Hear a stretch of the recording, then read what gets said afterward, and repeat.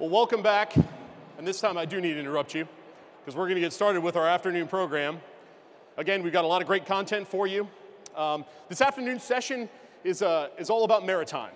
A lot of us here in the room, if you haven't heard what the Georgia ports are doing, you've been asleep at the wheel because it's been pretty incredible past couple years, especially this year, their growth, and you're going to hear a lot. I want to steal any of Curtis's thunder. So without further ado, I want to introduce you to Curtis Foltz, the Executive Director of the Georgia Ports Authority. I'm not going to read you his bio like I didn't before for the other speakers because it's in your program. So please help me welcome Curtis Foltz. Thank you. Your clicker's right here.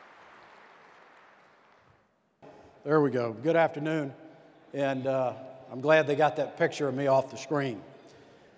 It's a pleasure to be here. You know, Paige, I want to congratulate and thank Paige for having us here. He's done a fantastic job of creating this event over the last 4 or 5 years. I think I spoke at the first one 5 years ago, and we had 300 people. And look at what we have out here today. To me, it's a great demonstration of the importance of logistics and transportation to the state of Georgia. I have about a 45-minute presentation that we'll get done in 25 minutes. So without further ado, let me get into it, and I'll try to be as brief and try to articulate at least the position that our ports are playing in terms of how we support transportation throughout the state of Georgia and some of the critical needs that we've got to focus on. All right, I've been asked to really talk about 3 quick things. 1, what are some of the challenges our port industry is facing today and in the future? 2, give you an overview of really our container operations in Savannah and recognizing that we have a multitude of businesses throughout the state, but a little bit of focus on, or we're going to at least try to dial this thing in about what we do in Savannah, and then finish it up on at least my favorite topic, our Savannah Harbor Expansion, or our deepening project that seems to get a lot of headlines, and deservedly so. So let me jump in on what's going on in the industry right now and some of the challenges. Really, it comes into, when I look at it, 3 key areas.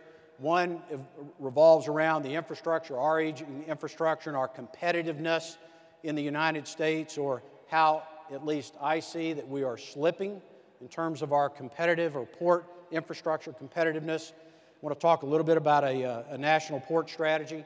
You know, if you go throughout the United States today, the various countries around the globe that we trade commerce with, I think are doing a much better job of identifying their national needs as it relates to transportation infrastructure. And then finally, we've got a funding issue, whether it's at the federal level, state, or local, that we need to deal with. So we're going to cover some of these briefly in this first section. All right, when we talk about port infrastructure, operational efficiencies need to be dealt with. We've got to find a way to get more utility, more velocity of freight through our system, more capacity of our existing facilities today, as well as the ability to grow them. Secondly, we need to embrace technology. There's a lot of technology in the world today that is available in transportation that we haven't been able to introduce into the port system as well as we should. We've got to find a way to make that happen. Clearly, we can't do it without, especially in a post-9/11 environment, we can't do it to compromise safety in any way, shape, or form. I think Customs and Border Patrol have generally worked with the port community very well so that we're not slowing down the speed of movement of goods through our ports, but clearly increased security is a reality we've got to deal with today, and then we really can't do anything without continuing to focus on environmental stewardship, improving how we handle goods. But for me, I try to simplify it, and it's about doing the right things the right way for the right reasons. And those 3 things don't happen everywhere in the country when we think about environmental plans. And we want to just, as a port and as a transportation leader in our industry, we want to do it the right way. Also, when you think about port infrastructure, it comes in a couple of key categories. Our focus have been in these. 1, on our facilities. We have built, and I'll share with you what we've done in a second. I think we have built world-class facilities here in our state, whether they're container facilities, general cargo facilities, roll-on, roll-off facilities that truly are the envy of the United States. You have a container facility at Garden City that is second to none in the U.S. and one that we're extremely proud of, and you need to take advantage of it. We've got to modernize our facilities, and we've done a great job of that. Landside, once you get beyond the ports, what the support we've gotten from the state, the support we've gotten from the General Assembly, the entire port community to ensure two things. If we get it in the port, but we can't get it to many of you, our key customers, then we haven't accomplished anything. So we've slowed down the freight mobility, and it takes away, obviously there's a cost associated with it. There is a huge negative environmental impact as you slow the transportation mode down. And in all candor, that's a lot of the problems that we're facing in Southern California if you go back a decade ago, and they've worked to try to enhance and improve some of those. But what we've done as a state to ensure good highway access to our port system and outstanding rail access with both of our Class 1 partners, Norfolk Southern and CSX, is something that we need to build upon, but it's build an infrastructure beyond our ports or landside infrastructure that really exceeds anything in the United States today. The third kind of key piece, facilities. Can we handle it once it is taken off ships? Can we get it to the customers on landside freight mobility? But the third piece is obviously the harbor deepening or water depth. And in the United States in general, and for those of you that had a chance to hear Alberto Alaban from the Panama Canal Authority yesterday, I think generally speaking he's spot on. Here in the United States, we haven't done a very good job. They've got a $5.5 billion project in Panama that they have passed a referendum. We'll have it built within the time frame that we've spent studying the deepening of the Savannah River. And we're not the only problem when we talk about water depth. The world's trading. I'll show you a graph later about water depths around the world. We've got to address and we've got to make sure that we have the ability to accommodate and receive the most efficient, largest, most environmentally friendly, most economical ships sailing the waters today, and our ports long-term can't handle that, as are many of the ports. But we need a port network that's capable of accomplishing that. All right, what's the canal expansion going to do? Probably old news to many of you. Today's Panama Canal is limited in its size and depth. You need to understand that the locks in the Panama Canal are the exact same dimensions that they were when it first became operational in 1914. So 50 years before containerization was even introduced to world shipping, these locks were created, and you've seen what has happened on ships since. You're going to have larger ships. They're much more economical, at least in cargo, being able to transit the Panama Canal. You know, it depends on who you talk to, the economies of scale they're going to be gained. But I think the general consensus is that the cost now, I'm not going to say charges, but the cost of shipping a container in these larger ships from Asia to the eastern seaboard of the United States, that ocean cost is going to go down somewhere between 15 and 20% per unit. Now, you hear a lot of different measures, but irregardless, there are going to be savings. It's going to be more efficient to ship goods to the East Coast post the Panama Canal. So those costs are going to get much better. But we've got to be able to accommodate them once they come to the eastern seaboard. All right, what are we doing in Savannah? So basically, that's a very brief overview of what our industry needs. And I'm telling you, our industry needs a lot of help. This is a snapshot, an overview of what the Port of Savannah looks like currently. Just very quick highlights. It's one of a kind. It's the largest single container terminal in the United States. It's the single busiest container terminal in the United States. It's got about 2 miles of water frontage. We currently have 23 ship-to-shore cranes, 96 we call them rubber-tired gantries or RTGs, yard cranes. And we've got, again, both Class 1 partners, CSX and Norfolk Southern, that are on site. Here's been our growth trajectory really for the last decade. And in the mid-2000 time, we were having a tough time. Let's see. This one's kind of, a little interesting. The numbers aren't where they need to be. But I think the graph kind of shows you what the storyline is. Well, let me tell you, I'll tell you a couple of quick headlines. I do have it kind of memorized in my head. I've shown it a few times. Fastest growing port for a decade in the United States. Container port, by the way, in the United States.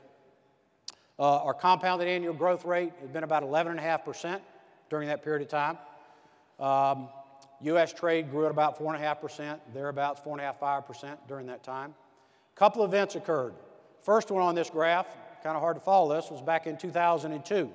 West Coast ports closed for 11 days. You got a lot of conversion to freight on the eastern seaboard. We grew significantly, and we were going through those typical growing pains.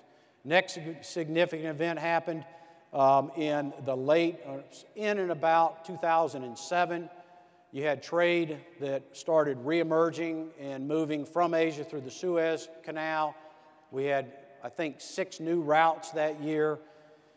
Got into the recession in 08 and 09. We held our own in 2008. Trade in the U.S. was down about 15%. Containerized trade in 2008, even though we were flat, we were down about 10% in 09.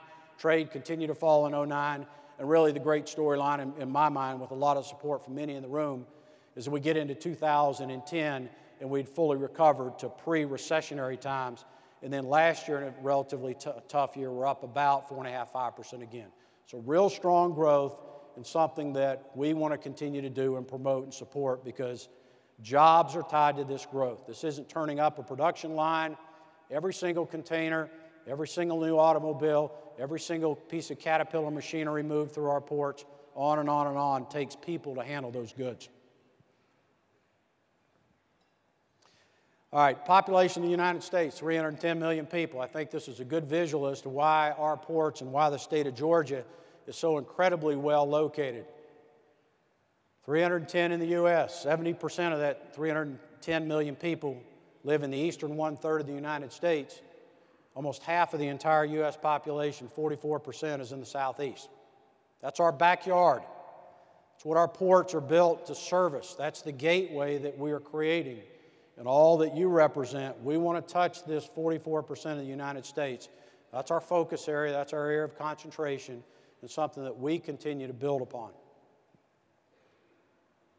We currently have 41 weekly vessel services calling really everywhere in the world today, multiple services to Asia. We've got, the graph's a little busy, but just the message to you, 13 weekly services calling through the Panama Canal to Asia, 7 a week, going through the Suez to Asia, multiple services to Latin America, Europe, and 2 services, what we call kind of around the world services, servicing Australia market. So 41 times a week, there are ships coming from everywhere around the world to Garden City to bring goods, and then the reverse of that is we ship them out. By the way, in respect for the time, I'm again rushing through this, but this full presentation is available to everyone. We'll have an online page, I assume. 62.6% of our trade, so about 2/3 of our trade, is with Asia. Fastest growing region in the world, and is projected to continue to be the fastest growing region and supplier of the world. But it's not exclusively where we service, but it clearly is the lion's share of our trade that we move through. Something that we're extremely proud of, something that we're mandated to do, is be a very fiscally responsible organization and operate it with an entrepreneurial spirit. We think we do it better than anybody else in the industry. We just completed a new 10-year strategic plan. Just a quick recap of what that looks like. For us to build the facilities and infrastructure to support trade, to keep up with the forecasted demand, over the next 10 years, we'll spend about $1.4 billion on these various categories, whether it's technology upgrades, capacity improvements, velocity, things we talked about. But that's the quick top side of this slide. $1.4 billion reinvesting in Georgia's transportation. The bottom component, kind of below the line, is our deepening project. $625 million is the latest estimate for it. I'll take you through it in detail. But as a freight gateway, what our role in this, we see the whole combined investment's about $2 billion. And I'd challenge you to find another port that has a port complex that has a plan like this that we've been able to create with the state, with our organization, and most importantly, with our customers in this business.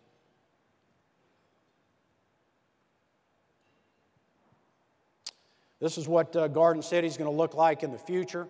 We'll have 33 container cranes. Again, we have 23 today. We'll get rid of 2 of the ones we have, so we'll be acquiring 12 more, 170 rubber-tired gantry cranes.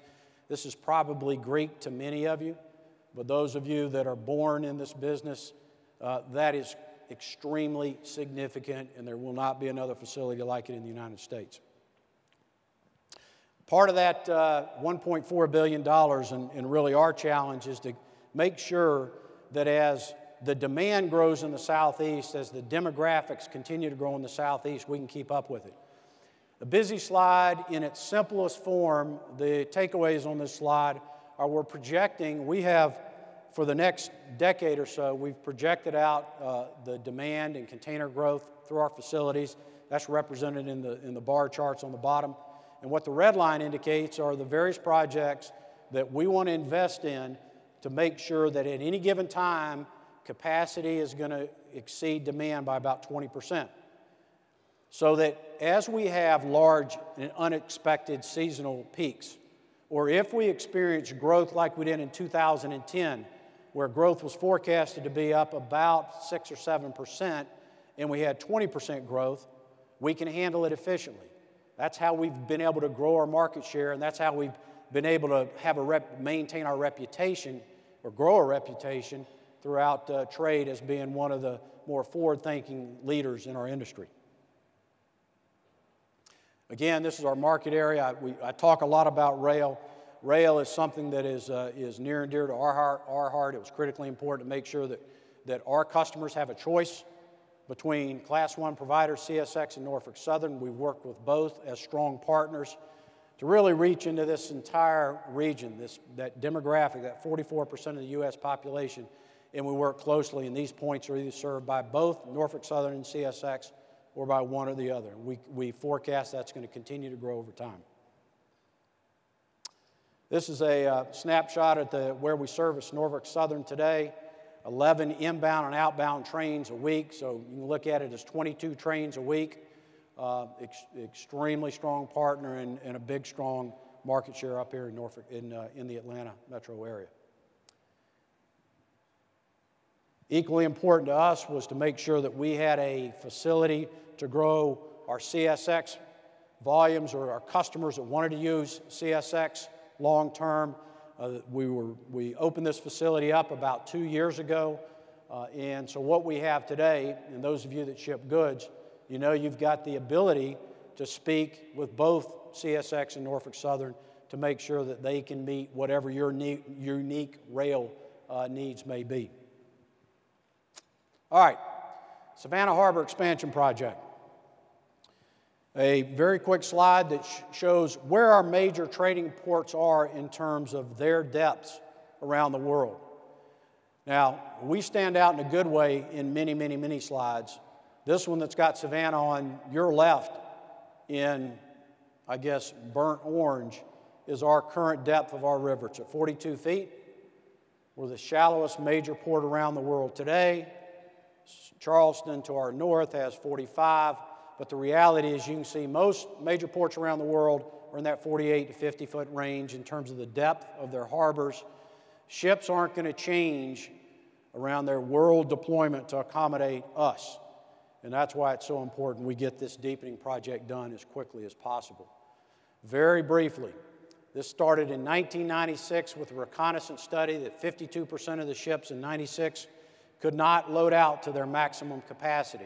In 1998, this feasibility study for deepening was completed, basically stated it needed to happen, and the forecast at the time for every federal dollar that was spent, there'd be $3 in benefit to the nation to trade, not to Georgia, not to the GPA, but to the nation in trade. 1999 is when it officially kicked off. U.S. Congress authorized the project, instructed the Army Corps of Engineers, go study the benefits to the nation of deepening the Savannah River from its current depth of 42 feet up to 48 feet. And now, finally, 11 years after that original authorization, the studying is done. The Army Corps of Engineers, local office, regional office have completed the studies, completed the documents, completed the legal review. They've been passed off to Washington for final headquarters review. Currently, it is at an extremely strong benefit to cost ratio. I think it will even be stronger once the documents are released, but over 4.3 to 1. So again, for every federal dollar or dollar that's spent on the project, there are going to be over $4 returned to benefits to the nation. And for those of you that follow major Corps projects, that is an unheard of benefit to cost ratio. So it shouldn't be a surprise, as shallow as our harbors are, and as important as we have become to the nation, how critically important to commerce and trade that this project actually is. All right, real quickly, this is, I think it is going to morph through the various features, but it did it fairly quickly there, which is good considering the time constraints. This is the construction of the project. So it's a $625 million project. And the reason I can release these now is the studies have been done. It's a $625 million project that includes this. The construction component's $400 million. That's what's highlighted here. You've got a deepening of the original channel and a channel extension by 7 miles. So the entire channel will be 35 miles long. It'll be deepened to accommodate the larger ships. You've got meeting lanes or passing lanes that will be constructed on the channel. We've got what we call bend wideners. The channel will be straightened out in certain sections. And all those things that are done are to accommodate the better navigation of ships that are forecasted long term. And oh, by the way, any of you that happen to read some of the myths in the papers today about one-way traffic on the Savannah River, and there are people out there that quite often say that, we have two-way traffic every day in the Savannah River, or quite often in the Savannah River, and we have post-Panamax ships that are capable of passing each other in the Savannah River. The next major part of this project is, or are, all the environmental components tied to it. Now, so you got $400 million of the project in construction, $225 million for environmental mitigation, and a host of components on environmental mitigation. First one is rerouting fresh water into the wildlife refuge. There's a second piece of it that has to do with a fairly large marsh restoration project. About 2,000 acres of unprotected property today in private hands will be acquired and placed into protective covenants. 130 miles up the Savannah River from Savannah around Augusta. A bridge was built in 1940. Since 1940, the beloved short-nosed sturgeon can't get to their preferred spawning grounds. So we're going to build a rock pass or fish bypass around that dam so that they can find their way up to their spawning grounds. And there'll be a couple of other key parts of it. The CSS Georgia will be removed. And then finally, there's a unique part of the authorization or a unique part of this project that's called adaptive management. And what the Corps will do is they'll do all this environmental mitigation, and then they have to monitor for approximately 10 years the results of the environmental mitigation to ensure that it accomplished its intended results. And if it didn't, there's money set aside in the project to go address it. So for all of you out there, you need to understand, and if you study this, a lot of the mitigation that's going to be done is actually going to improve the conditions of the river today in many categories. Where are we at real quickly, and then I'm going to step down in respect for the other speakers. We're going to be ready for the project. Landside investments are in place, ahead of the game. State of Georgia stood tall for many years and continues to do so, and our partners in DOT to build the road infrastructures that we need. The money that's been set aside, appropriated, and Governor Deal's recommended an additional $47 million this year, which would mean State of Georgia has about $180 million of their share of this project set aside before the project's approved, and we expect the final approval this year, and what we would expect then is construction to begin next year. Thank you very much. I apologize being so quick, and enjoy the rest of your program. Thank you.